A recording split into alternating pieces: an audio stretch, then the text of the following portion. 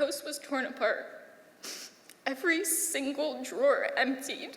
Every piece of furniture overturned. What was once a safe space now violated after criminals broke into an Aurora home back in November. Natalia spoke on behalf of her family, shattered that not only was her home torn apart, but also their family's legacy. If this was just about stolen electronics, it would be very different, but it's not. It's about stolen memories. My mom's engagement ring, their wedding bands, my dad's belongings, every last memory we had of him, everything he gifted my mom.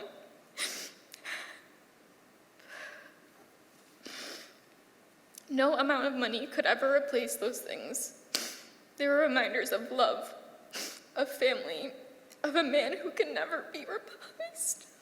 This story is all too common and was used to highlight the seriousness of a crime that is plaguing the GTA. York Regional Police say due to a string of break-ins, Project Dusk was created. The investigation that spanned several months caught 20 people who face more than 200 charges. It was developed to combat a significant rise in break-and-enters that occurs every year during the daylight savings time in the fall.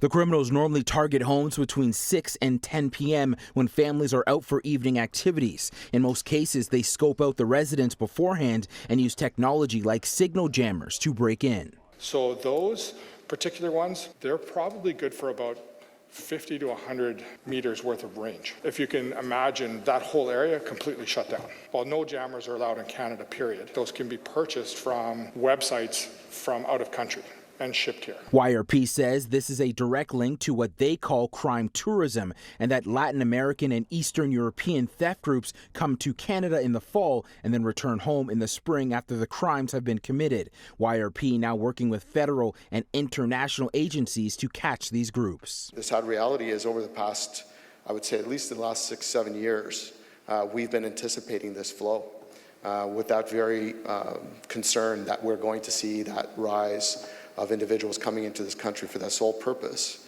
of capitalizing on our residential market here. In total, $2 million worth of goods have been stolen, and police confirmed that one suspect remains outstanding.